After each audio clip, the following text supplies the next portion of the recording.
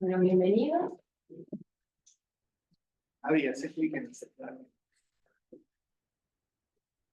Gracias. ¿Dónde está el mouse? ¿Dónde está el mouse? Sí, moverlo va a aparecer antes de borrar. O sea, no está, pero está. Ah, pero no sé, ahí está, un poquito más a la derecha. Ahí está.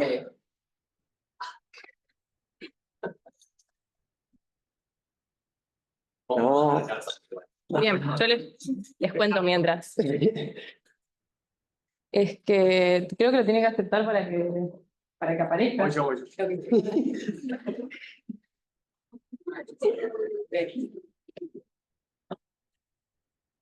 Bueno, primero, bienvenidos a todos a esta nueva edición del seminario del Antes de, donde estudiantes de la carrera nos cuentan un poco sobre su paso por la universidad y en qué punto están ahora. Esta charla la organizamos de los estudiantes que formamos parte de la Comisión de Supervisión Académica. En este momento somos Vale Correa, Fran Sosa, que no está en este momento, Gabriel Bernal y yo, Sofía Cruz. Bueno, Bien. y hoy Gabriel nos va a contar justamente esto, cómo llegó a la universidad, a la Facultad de Ingeniería Química, a la licenciatura en Matemáticas, su paso por el álgebra y el álgebra universal, en el arte de distinguir las esencialidades.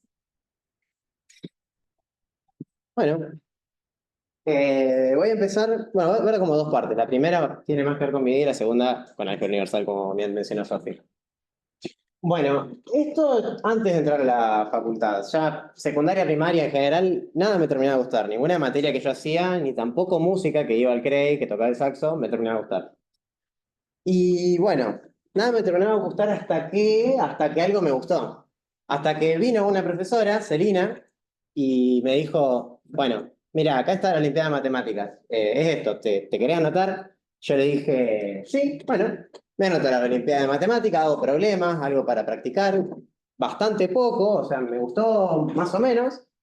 Me interesó, me picó el chiste de la curiosidad, pero en realidad hasta cuarto año no fue que seriamente, desde segundo año hasta cuarto, me puse a estudiar un poco más seriamente. Y realmente cuando le di más importancia fue en quinto año, porque fue 2020, había pandemia, con lo cual tenía tiempo libre un montón y me metí a estudiar. Ahí también me estuvo ayudando Garu, que fue la primera persona que conocí de acá de licenciatura, que lo invitaron a la escuela y bueno, ahí me estuvo dando una mano.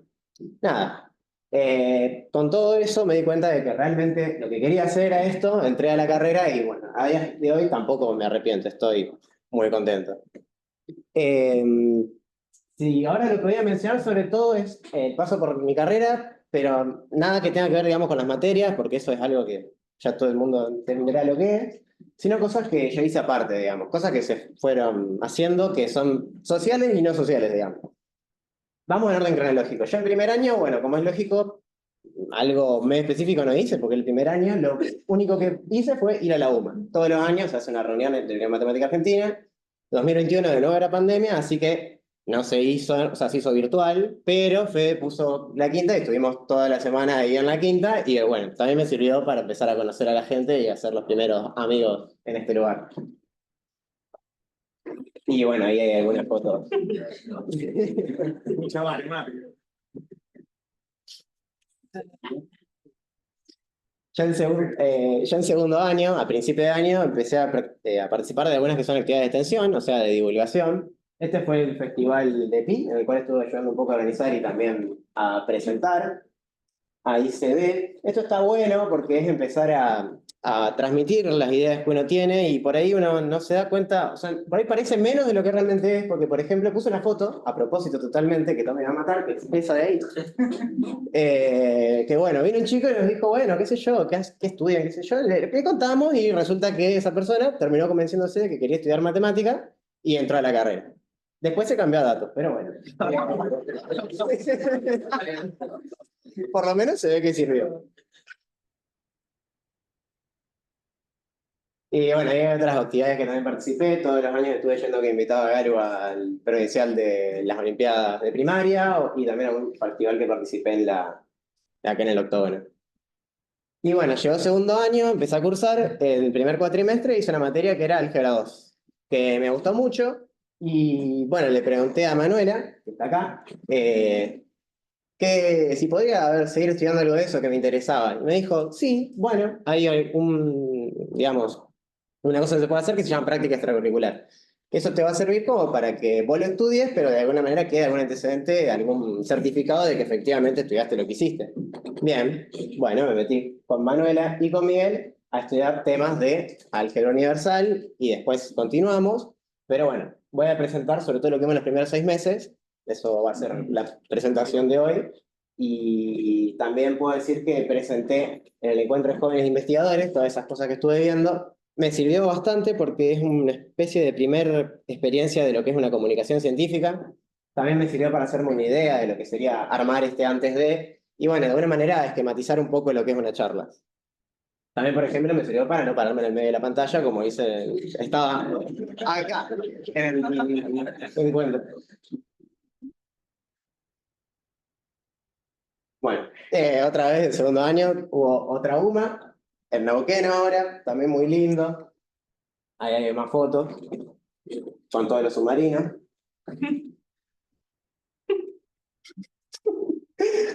Y bueno, ahí también, ya para tercer año, entré de ayudante alumno. Perdón, Edu, que no encontré una foto con vos.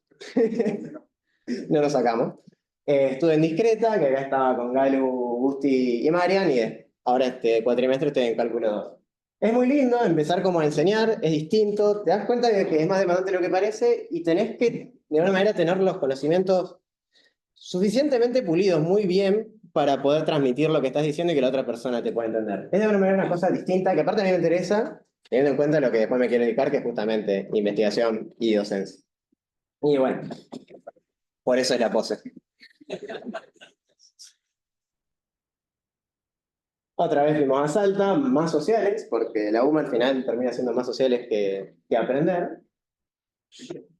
Eso no se dice, pero ya lo dije. Bueno, y acá hay otra anécdota linda que me tiene justamente a mí el protagonista y por eso la puse, es la polenta. Bueno, Tiene la carita que está ahí abajo. Acá abajo, Lidia. ¿La voz? Sí. Ah, me parece. esta es mi chiste. Mejor foto.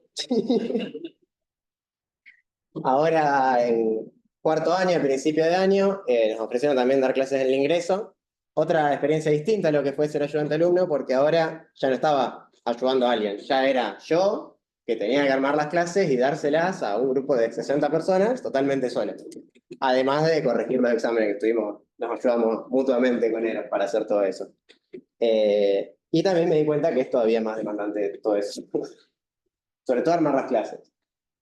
Y bueno, también ahora en cuarto año empecé, a continuación de lo que había visto en práctica extracurricular de álgebra, nos empezamos a centrar en otros temas un poco más particulares, que tienen que ver con lógica, y bueno, bajo el marco de lo que es una Cientibeca, que es una beca de apoyo a lo que sería iniciación en la investigación científica.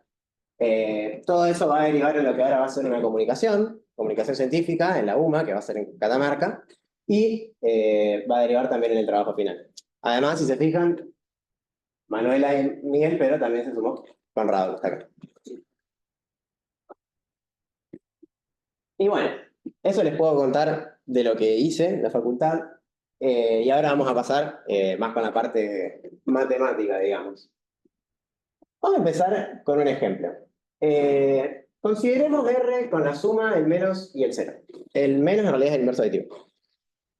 Y notemos que si A y B son reales, entonces se van a cumplir ciertas propiedades, ¿no? Asociatividad, ahí acá le cambié, esto de acá, esta vez es un cero. Elemento neutro e inverso. Nada. ¿La suma es asociativa? Sí. ¿El cero es el elemento neutro? Sí. Y el inverso de este menos acá, A más menos A, te da el cero. O sea, estas son propiedades que nosotros conocemos. Y bueno, lo mismo se podría cumplir si en lugar de poner R yo ponía Zn, que son los restos al dividir por n, 0, 1 hasta n menos 1. O si ponía, por ejemplo, Q salvo el 0 con el producto, el inverso multiplicativo y el 1. Acá, bueno, ¿el producto es asociativo? Sí. ¿El 1 es elemento neutro? Sí. El -1 este ahí arriba es el inverso multiplicativo, sí, ahí hay que escribir el 0 porque el 0 no tiene inverso multiplicativo. Pero bueno, si se ven, es como que esto podría estar dentro de un marco general, y lo hay, de hecho se estudia en la carrera. Vamos a definir esto. Un grupo G es un conjunto, no negrita, equipado con operaciones, que le vamos a poner esta notación. Puntito, -1 y E.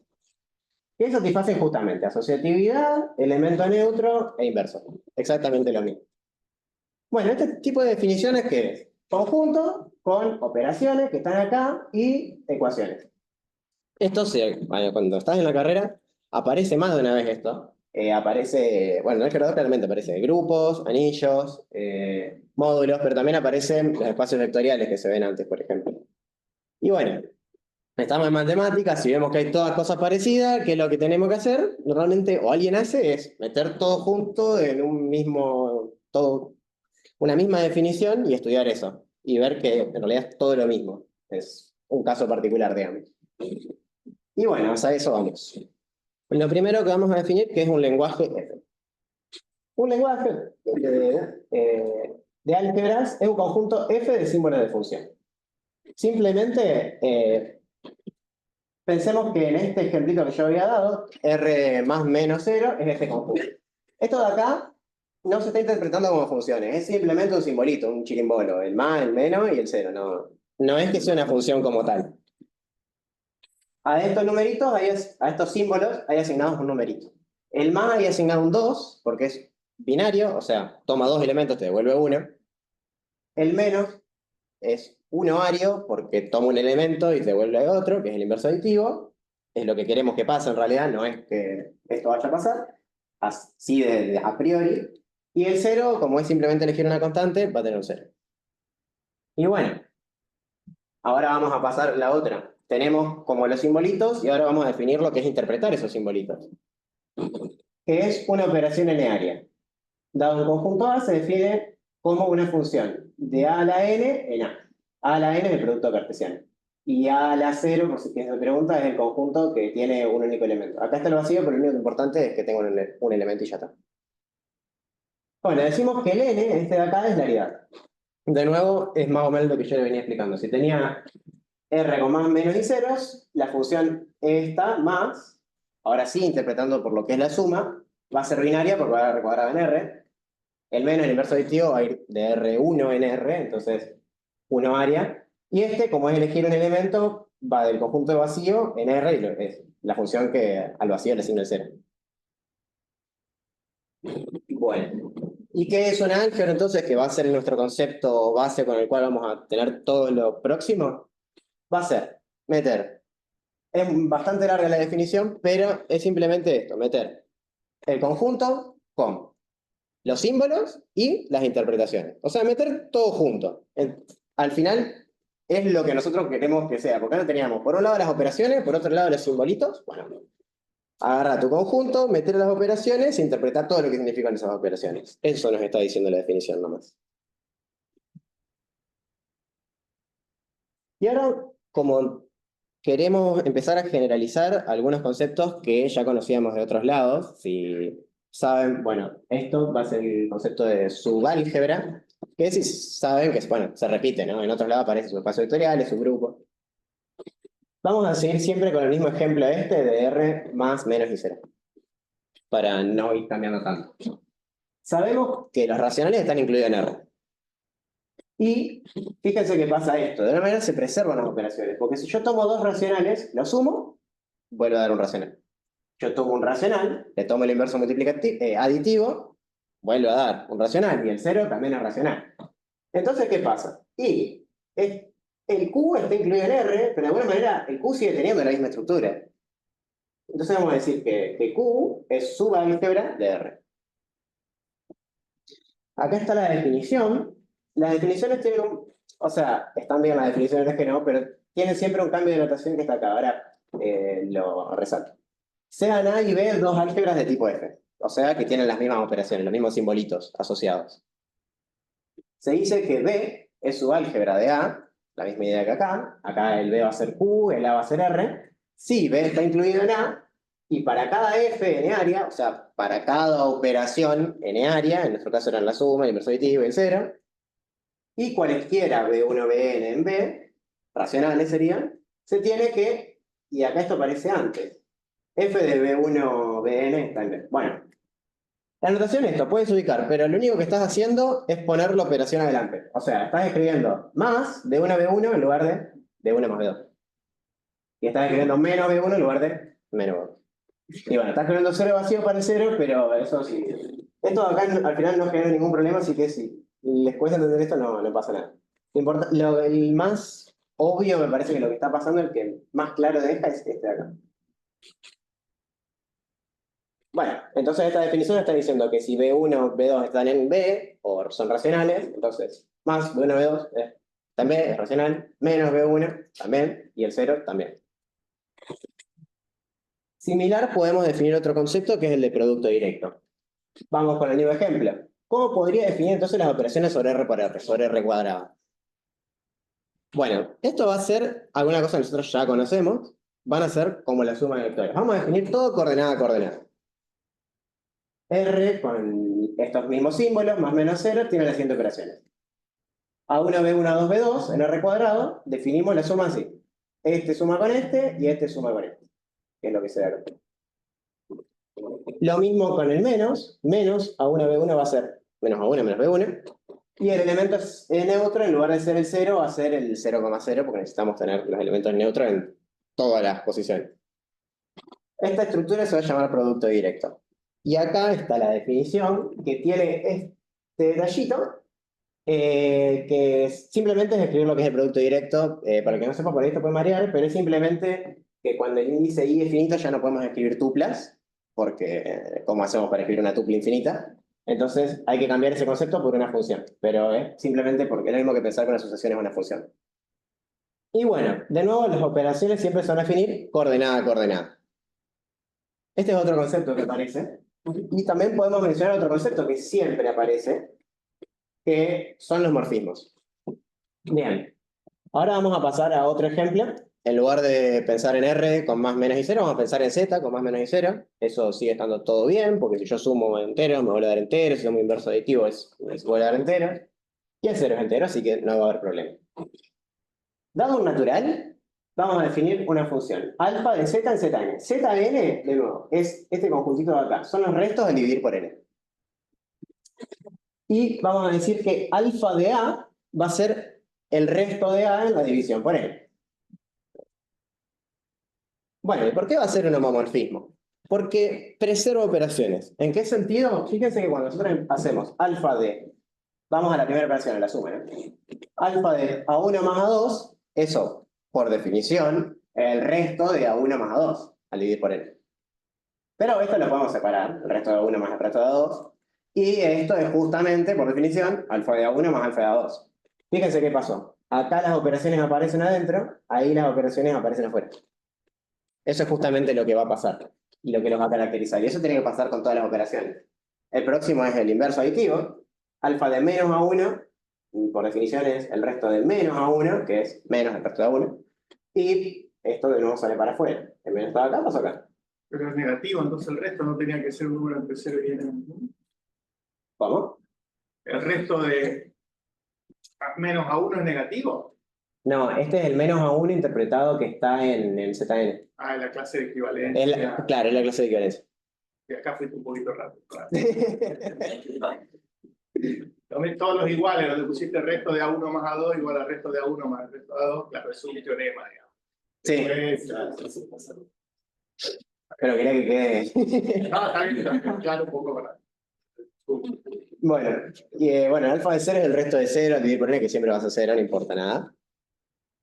Y entonces, bueno, vamos de nuevo a formalizar nuestro concepto. Tenemos ahí B2 álgebras del mismo tipo, con los mismos símbolos. Una función alfa de A en B se va a decir homomorfismo. Sí, para cada función n área y para cualesquiera uno en n se tiene que alfa de operar adentro, lo mismo que f de las alfa adentro, que es lo que estábamos viendo exactamente. Adaptando notación a nuestro ejemplo, tenemos alfa de más A1 a 2 es más, alfa de A1 alfa de A2. Alfa de menos A1 es menos, alfa de A1, y lo mismo con alfa de 0 igual a 0. Bueno, en grupos son los morfismos de grupo, por ejemplo, y en espacios vectoriales son exactamente las transformaciones lineales, es el concepto análogo. De hecho no es que es análogo de lo mismo. Y otra cosa que vamos a decir acá es que en caso de que alfa sea un morfismo y sea biyectivo, entonces vamos a decir que es un isomorfismo. ¿Por qué este concepto es tan importante? Porque es la definición de igualdad en este contexto de álgebra. Si yo tengo dos álgebras que son isomorfas, estoy diciendo que son lo mismo al final del día. Si puede cambiar la naturaleza, puede ser que uno sea un conjunto de números y el otro sea un conjunto de, qué sé yo, gatos, pero al final entre sí operan lo mismo y son lo mismo al aplicar las operaciones. Y ahora vamos a pasar con otro concepto que también aparece, que es el de cociente, que lo dimos, o sea, sé que todos lo vieron, pero vamos a recordar. Dado un conjunto A y una relación de equivalencia, tita, no se da, bueno, en A, el cociente A sobre tita es la partición de A inducida por tita. O sea, si nosotros hay un teorema que lo vemos en primer año que dice que si tita es una relación de equivalencia, entonces eso te induce una partición y al revés, si no una partición, tiene una relación de equivalencia. O sea, hay un sí solo sí entre relaciones de equivalencia y particiones. Bueno, a esa partición la llamamos A sobre tita. Es eso lo que estamos diciendo. Y si A es un elementito de a la clase de equivalencia, en donde está A, la vamos a anotar A sobre tita. En dibujito, por las dudas, es, si tengo una relación de equivalencia, la sobre tita induce una partición, que va a ser, por ejemplo, esa. Son las partes rojas que están en este dibujo. Y si nosotros tenemos un elementito A, por ejemplo, nos cae ahí en la parte del medio, entonces el A sobre tita va a ser toda esa parte verde. Va a ser el paquete grandote donde está el puntito. Bueno, y ahora este es el problema que tenemos. Tenemos una álgebra A y queremos formar un cociente. Y que ese cociente vuelva a ser una álgebra. O sea, queremos armar álgebras con esta forma, A sobre tita. Pero si yo tomo un cociente, eso sé que es un conjunto, pero nada me asegura que eso vuelva a ser una álgebra, porque para eso tienen que funcionar bien las operaciones. Bueno, ¿qué le deberíamos pedir al tita, a la relación de equivalencia, para que A sobre tita sea una álgebra? Y como les anticipo un poco, la respuesta está en las operaciones. Vamos a ir de nuevo al ejemplo que tenemos de antes, el z con suma menos y cero. ¿Cómo definimos las sumas en nuestro cociente? Bueno, lo que uno quisiera es que se separen cosas. O sea, si yo hago A1 sobre tita, estos son los elementos del cociente, más A2 sobre tita, yo quisiera meter todo adentro y ya está. Eso no solamente que es lo que quisiera, sino que es la única forma medio lógica de resolver este problema. La única forma coherente. Pero ¿cuál es el problema? Estos podrían estar bien definidos. Y ahora lo vamos a ver bien. Si tomamos cuatro elementos, A1, B1, A2, B2, en el A, que bueno, en este caso en el Z, tal es que A1 sobre tita y B1 sobre tita, o sea, están en la misma relación de equivalencia, y el A2 y B2 también están en la misma clase de equivalencia, entonces, ¿qué tenemos? Esta igualdad, sí, porque este A1 sobre tita es B1 sobre tita, y A2 sobre tita es B2 sobre tita, lo supusimos acá. Bueno, y yo quiero que pase esto, entonces como quiero que pase esto de acá los puedo juntar, esto de acá los puedo juntar. Tenemos A1 más A2 sobre tita igual a B1 más B2 sobre tita. Entonces, ¿qué dijimos? Bueno, si es una álgebra, entonces esto tiene que pasar porque es lo que yo quiero que pase, porque si no, no va a ser una álgebra. Bueno, tenemos entonces una condición necesaria para que esta sea una álgebra. Si A1 sobre tita es B1 sobre tita, es lo que está acá, ¿no? Si A1 sobre tita es B1 sobre tita y A2 sobre tita es B2 sobre tita, entonces se tiene que dar esta condición de acá. A1 más A2 sobre tita es B1 más B2 sobre tita. Recuerda que esto sí, la clase de equivalencia donde estaba 1 más A2. Dicho en dibujito, digamos, esta es la condición que tenemos que les acabo de decir. Bueno, esto no puede pasar. ¿Me las moví? Bueno, me moví todos los puntos, pero no importa. Si este es A1 y este es B1, fíjense que están en la misma clase de equivalencia. A1 sobre tita es B1 sobre tita. Y A2 sobre tita es B2 sobre tita porque están en el mismo lugar. Entonces, esto no puede pasar, porque yo tengo que tener que A1 y A2 más A2 están en la misma que B1 más B2. Este está en este paquete y este está en este paquete. Eso no podría pasar. Debería pasar algo más así. Están ambos en este paquetito.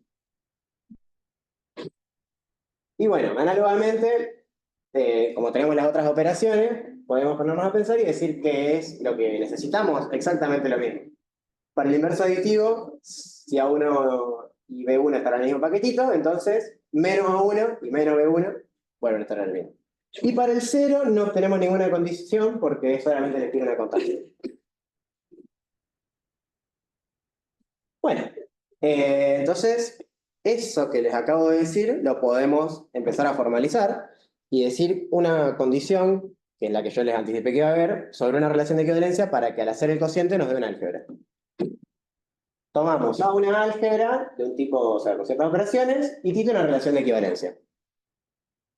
Diremos que tita es una congruencia, y este es el que cuando vamos a cocientar va a dar bien, va a ser una álgebra, si se satisface la propiedad de compatibilidad. ¿Qué es la propiedad de compatibilidad?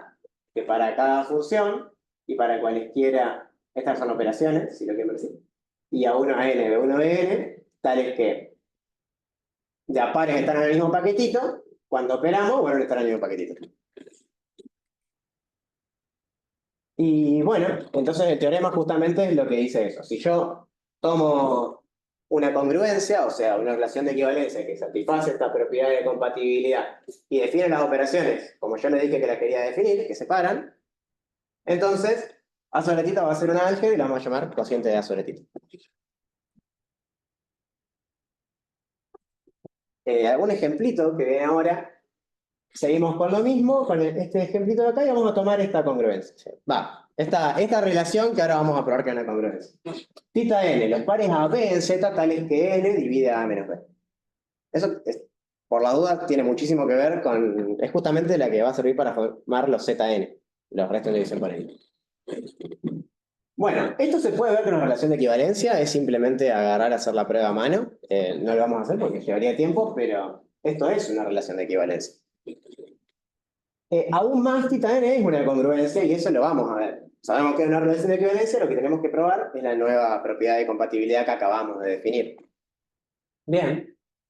Primero, para entender un poco lo que es, al hacer z sobre tita n, o sea, la partición inducida por la tita n, va a ser la que tiene como clases, como representantes, al 0, al 1, hasta el n-1. Y bueno, el i sobre n va a ser z tiene el resto de i en la división por n. ¿Qué nos está diciendo esto? La partición que nos genera es todos los números que tienen resto 0 en la división por n, todos los números que tienen resto 1 en la división por n, los que tienen resto 2, los que tienen así, hasta resto n-1. Esa es exactamente la partición que nos está generando esta tita n. Y ahora vamos a hacer una cuentita como para fijar un poco de qué son esta propiedad de compatibilidad. ¿Qué teníamos que ver? Que si acá, si vos tenés A1, A2, B1, B2, en serio, tales que A1 y B1 están en el mismo paquete y A2 y B2 están en el mismo paquetito.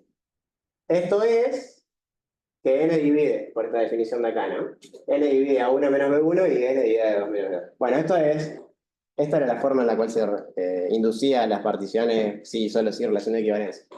El par A B está en la relación sí, solo sí, A y B están justamente en la misma clase de equivalencia, en la misma parte. Bueno, supusimos esto, tenemos esto. Y ahora hacemos una cuenta, ¿no? N divide a esto, entonces divide a la suma, que es esto de acá. Y la podemos reescribir así. A1 más A2 menos B1 más B2. Y esto entonces, ¿qué nos dice? Que este par de acá está en la relación tita n. Y como está en la relación tita n, entonces esto de acá. A1 más A2 sobre tita n es B1 más B2 sobre tita n. Esto es justamente lo que queríamos ver, ¿no? Que si este es igual a este es igual a este, entonces si los opero, los sumo, me van a caer en la misma. No pasa el ejemplo que teníamos que uno cae en una clase y la otra cae en la otra. Y similar teníamos que ver con el inverso aditivo. Como divide a este, divide al inverso aditivo. Y lo repartimos así, con tal de forzar esta definición. Y bueno, de nuevo por el mismo argumento, menos A1 menos B2 está en tita n, entonces menos A1 sobre tita n es menos B1 sobre tita n. Bien, entonces eso nos prueba que es una congruencia. por el teorema que teníamos antes, sabemos que este z sobre teta n no solamente va a ser un conjunto, sino que va a ser una álgebra que va a tener bien definidas las operaciones. Ahora, esto es recordar, esto lo acabamos de ver, que dado un n natural y alfa de z en zn, tal que alfa de a es el resto de a en la división por n, es un homomorfismo. Esto lo acabamos de ver. Esto es lo que preservaba las operaciones. Lo vimos hace un ratito. Además es sobreyectivo. Es bastante claro que sobreyectivo es simplemente porque, o sea, como estos son los números del 0 al n-1, puedes tomarlos de acá como preimagen el mismo. El resto de 0 en la división por 0 es 0 y el resto de cualquier número entre 0 y n-1 es, al dividirlo por n, es el mismo. Así que esto es sobreyectivo. Ahora, y es lo que les anticipé, ¿será que z sobre tita n es isomorfo? O sea que es igual al zn. Y la verdad es que va a resultar que sí. Y más, el alfa este que yo les acabo de poner, ¿sirve para algo? ¿Podemos usarla? La respuesta es que sí, a las dos preguntas. Pero, bueno, si quisiéramos hacer la cuantía para este caso particular, vamos a tener que el isomorfismo que los conecta es el beta este de acá, que va de este conjunto en este, y que es beta de a sobre tita n igual a alfa de a, que, bueno, por definición el resto de comila. Y bueno, pero en realidad, esta idea de acá, o sea, en este caso vale, pero es una idea mucho más general. Esto de acá es un resultado de álgebra universal, conocido como primer teorema de isomorfismo, que, bueno, algunos ya lo habrán visto, el que no haya visto, pero haya visto álgebra lineal, está medio escondido en ese teorema que dice que si tenemos una transformación lineal, la dimensión del núcleo de esa transformación más la dimensión de la imagen de esa transformación es la dimensión del espacio total. Bueno, esto no es exactamente lo mismo, pero pega en el palo. Bueno, como yendo a ese resultado, como un preliminar, vamos a necesitar esto. Si tenemos A una álgebra y quito una congruencia sobre A, vamos a definir la proyección al cociente, que es esta función nu de A en E sobre tita, tal que nu de A es A sobre tita. O sea, manda el puntito a su parte grandota, a la clase de equivalencia que lo contiene. Se puede probar que este nu es un homomorfismo sobreyectivo.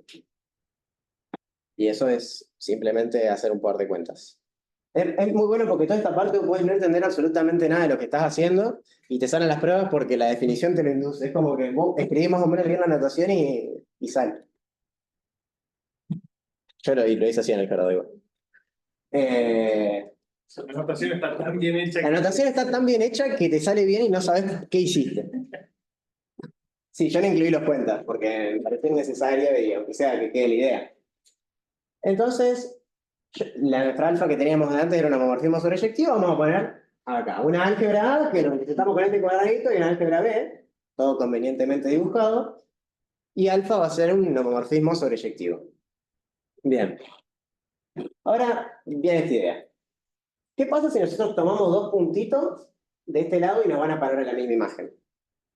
Bueno, eso nos va a definir una relación. ¿Qué es la relación que se conoce como núcleo?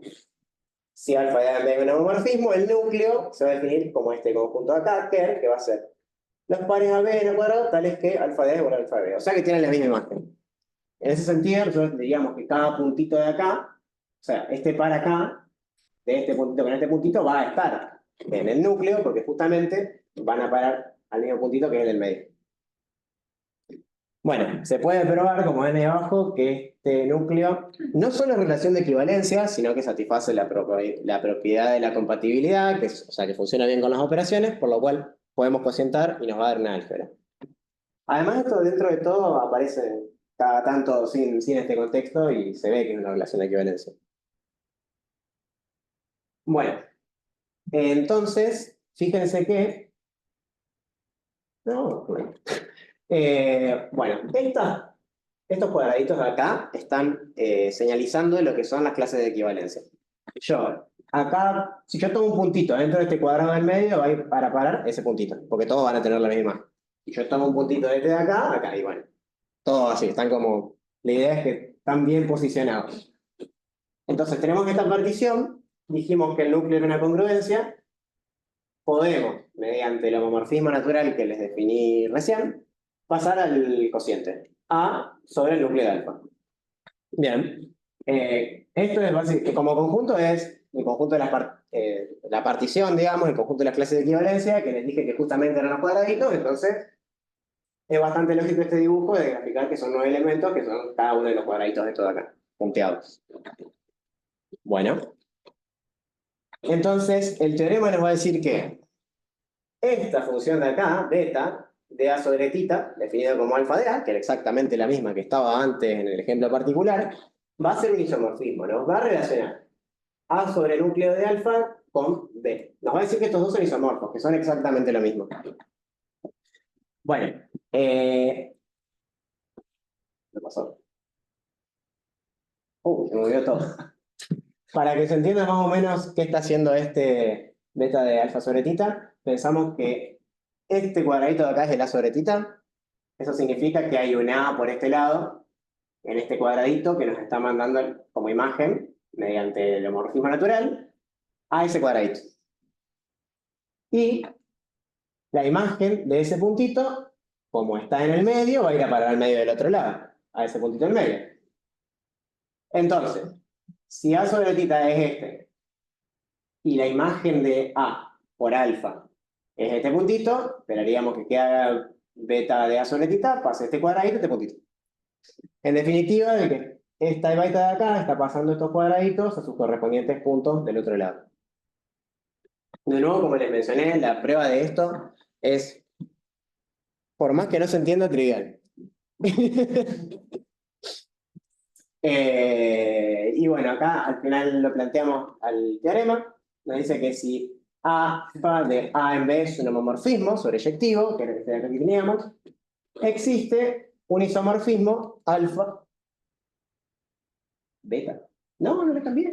Bueno, beta de A sobre el núcleo de este en B, tal que se cumple este diagramita. Que ir alfa es lo mismo que hacer primero nu y después beta. Donde este de acá es el homomorfismo natural que habíamos definido antes. Porque este resultado está interesante porque fíjense que yo partí de decir, definamos álgebra como una relación de equivalencia, como cociente, que a priori, ¿por qué quisiéramos hacer eso? No, o sea, me lo saqué totalmente de la galera. Bueno, ¿esto qué nos está diciendo? Que todas las imágenes homomorfas, o todas las imágenes de A mediante un homomorfismo sobreyectivo, son exactamente un cociente. O sea, todos los homomorfismos pueden ser caracterizados por un cociente. Si yo conociera todas las congruencias, pudiera conocer todas las imágenes homomorfas del álgebra. Y bueno, esto es un comentario para los que hayan visto Lineal Álgebra 2. Para el grupo de espacios vectoriales, bueno, se ve que el núcleo, bueno, también lo definen, me parece. El núcleo es el conjunto en donde te hace que la imagen sea cero. Bueno, con esta nueva definición, el para B va a estar en el núcleo, si solo así, tiene la misma imagen. Pero, como tenemos esas operaciones, podemos pasar para el otro lado y juntarlo, porque es morfismo, y tenés que alfa de A menos B es 0. Entonces, esta definición de acá es efectivamente lo mismo que lo otro. Bueno, ya esto es una conexión más bien lógica con la álgebra, de decir, si recuerdan al principio yo les dije que una álgebra era conjunto con operaciones e identidades, y las identidades todavía ni las toqué, ni las mencioné. Bueno, acá van a aparecer. Una identidad de tipo F es una expresión de esta forma. Esta definición, si lo ven, no dice absolutamente nada. Entonces, vamos a hacerlo con un ejemplo. ¿Qué sería una identidad? Por ejemplo, esto. Esta sería la identidad X por Y, se pone, bueno, con este igual medio perito, igual a Y por X. Esto sería la identidad que nos estaría dando la conmutativa, por ejemplo. Pero, qué sé yo, podríamos agregar redundancias. X por Y igual a E, que sería el elemento neutro, por X por Y. No importa. Inclusive podemos poner algo que sea falso. Podemos poner X igual a X por Y a la menos 1 por Z. Que eso, bueno, capaz que en algún caso puede ser verdad, pero en general no va a ser verdad porque de este lado hay como demasiadas cosas como para que sea igual a esto. Lo importante es este tipo de expresión. Y bueno, esto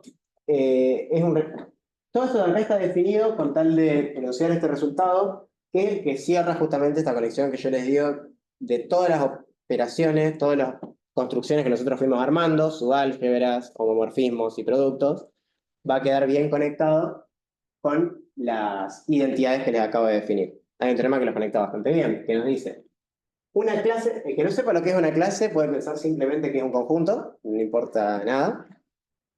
Bueno, una clase K de álgebras, de tipo F, o sea, que tengan los mismos símbolos, es una clase ecuacional si es la clase de álgebras que satisfacen un conjunto de ecuaciones.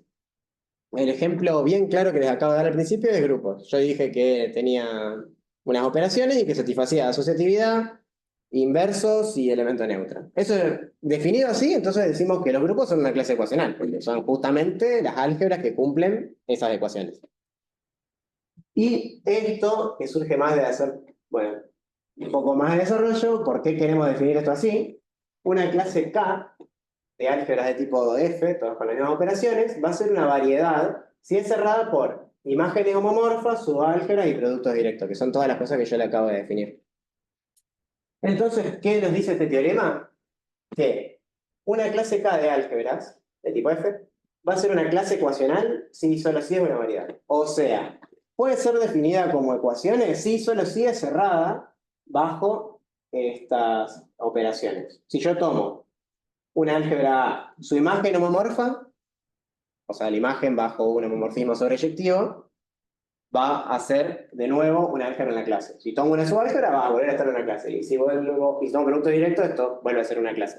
Para un lado, esto es bastante intuitivo, porque yo les definí las clases como clase ecuacional, y les dije que, bueno, todas las construcciones que yo acabo de probar, se puede probar que las subálgebras vuelven a ser una álgebra, que el producto directo vuelve a ser una álgebra y que las imágenes homomorfas vuelven a ser una álgebra, que es lo que me vienen creyendo desde aquí. Entonces, para un lado, esto es bastante fácil. El otro tema no es tan fácil porque yo te estoy diciendo simplemente que por ser cerrado te puedo definir un conjunto de ecuaciones que te definan todo esa clase.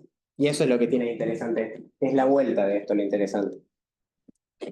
También hay otro teorema que es interesante, que es que en general en matemática muchas veces lo que se hace es que si tenés algo que es difícil de entender, bueno, lo partimos en parte más chiquita e intentamos entender las partes más chiquitas, y si entendemos la parte más chiquita, entendemos el más grandote. Bueno, eso es, bueno, se trata de hacer en general con productos directos en álgebra 2, pero en este contexto no se puede. O sea, no existe un teorema que te diga que toda álgebra es producto directo de otras álgebras más sencillas, que son las irreducibles.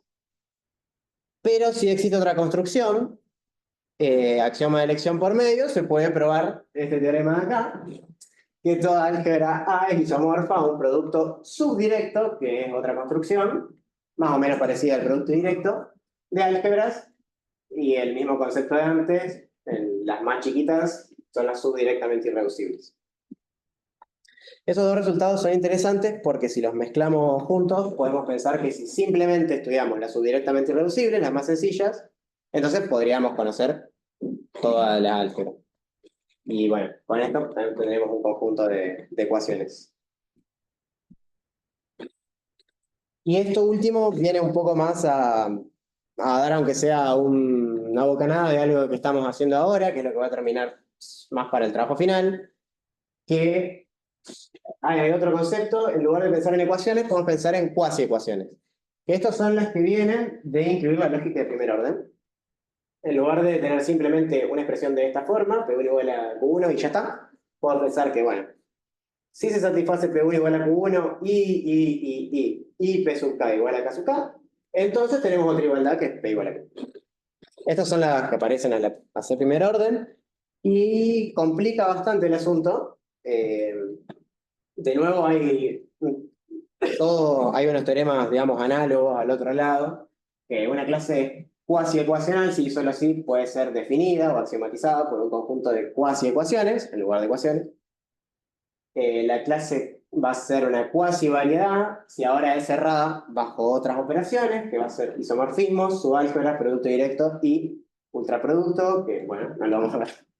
Y el teorema análogo es que K es una clase cuasi ecuacional si solo si es una cuasi variedad. Que el otro teníamos que era una clase ecuacional si solamente es una variedad. Bueno, nosotros particularmente lo que estábamos haciendo era tomar un caso particular de álgebras que vienen de la lógica, que son BL álgebras, y nos pusimos, bueno, había un paper que concretamente te decía, si el álgebra es totalmente ordenado, entonces las variedades son esto. Nosotros nos preguntamos, bueno, ¿y las cuasivariedades? Porque no había nada. Había solamente un resultado que te decía que parecía como que en casi todo caso coincidían las cuasivariedades con las variedades. Y nosotros era como, bueno, a priori no es lo mismo. Podríamos intentar generar algún, aunque sea un ejemplo, bueno, conseguimos una condición de sí solo sí que decía, bueno, la cuasivariedad es distinta a la variedad sí solo sí, pasa esto. Y bueno, eso va a ser más o menos lo que probablemente termine contando para la exposición del trabajo final. Así que, bueno, gracias.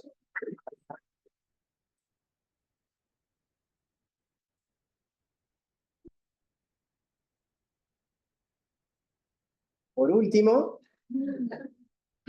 bueno, por empezar, gracias, Vero, por ayudarme un poco a hacer que esto sea un poco más entendible. Y el título este no es mío. ¿Te acordás o no ahora? Te lo sacamos a vos. Qué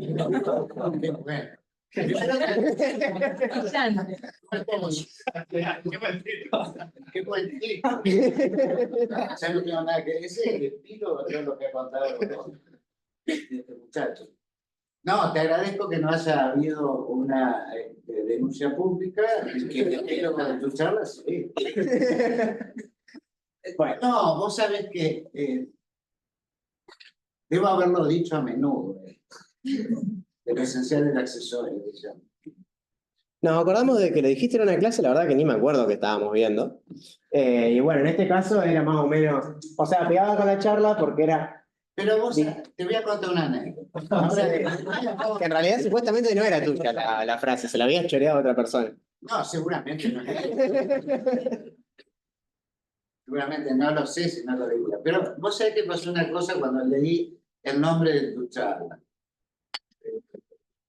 Yo no tengo presente, debo decir, a mí me gusta esa cuestión, la matemática un poco de eso, un poco esencial de accesorio, un poco en busca de patrones, la fantasía que se tiene. Pero sí, acá está Marcelo.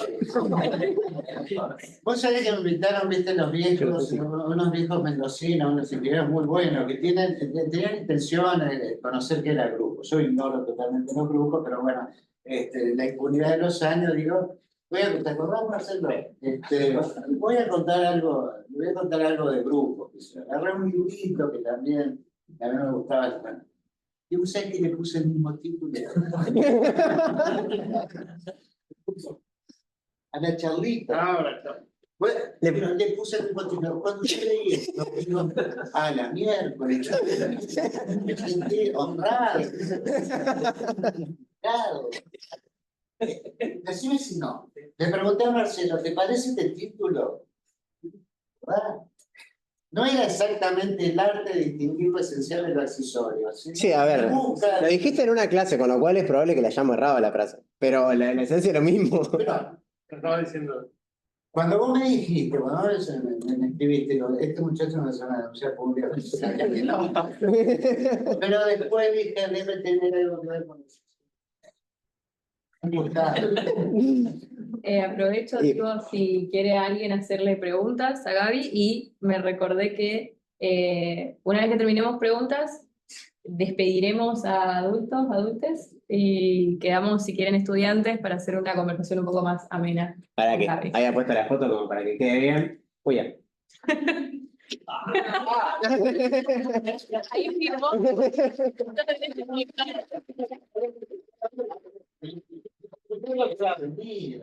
Escucho por. ¿Quién es el esencial y el accesorio? Ahí lo conocí al amigo, cuyo padre está ahí, también que soy viejo. Le dio clase por la duda. Claro. Clase de variedades complejas a los viernes de la noche. En ingeniería. Sí. Los viernes de la noche. Pasaron muchos años, ya no me acuerdo más qué día era. Bueno, negativo lo borró todo. Él lo conocía a la amiga. Eso era la clase de cálculo 2. Sí. Yo tengo varios. Fue hecho un gustazo. Pero te juro que antes de toda tu propuesta, qué sé yo, leí, la leí a la máquina y me dije, Hiciste plagio. no, no, o sea, no, sentí una íntima satisfacción. Ah, claro. Coincidimos con el, que bien coincidía el nombre de lo que le puso Gabriel. ¿En serio? Le digo. Yo dije, pero verás. Fue así. Bien. Aparte lo tenía muy presente porque ya te digo, en esa charla de los mendocinos, bueno, Sí. Pregunta. Una preguntita cortita, como la pavada. ¿En la UMA vas a contar ese ejemplo? Que... Sí. En la UMA eso es lo último que mencioné, lo voy a contar en la UMA. Ah, Grave, entonces. ahí. Entonces, propaganda de la bueno. Claro, claro. Bueno, El alguien, final. perdón, ¿alguien más quiere hacer alguna pregunta sobre lo que contó? O sobre lo que quieran. Ujú. Yo quiero hacer una última pregunta. Adelante. ¿Te acercaste a Manuel o Manuel se acercó a vos? Que no me quedó claro eso. Yo me acerqué a Manuel. Vos te acercaste a Manuel. Para decirle que querías hacer algo. Ujú. Manuela. ¿Y qué fue lo Estaba con la enferma. ¿Qué? ¿Qué fue lo primero que te sedujo? Así, el álgebra. Sí. A ver, también. Sí, el álgebra 2. También es cierto que fue la primera materia más puramente matemática que vi, digamos. O sea, vi eso antes que análisis y que todo el resto. Que también me gusta. Igual sigo creyendo que esto me gusta más, pero me gusta. Medio que todo lo que sea puro me gusta todo. Seduce más. A mí, por Ahí ejemplo, Manu puso algo. Manu, Ahí está mal. Acá estoy, así que no me pueden criticar. Que no vamos a poder.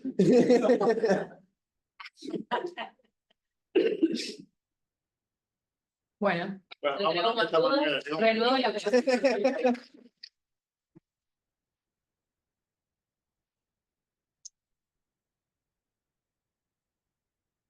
Bueno, ya desconecto acá. Vamos a sacar una foto con tu Esperate que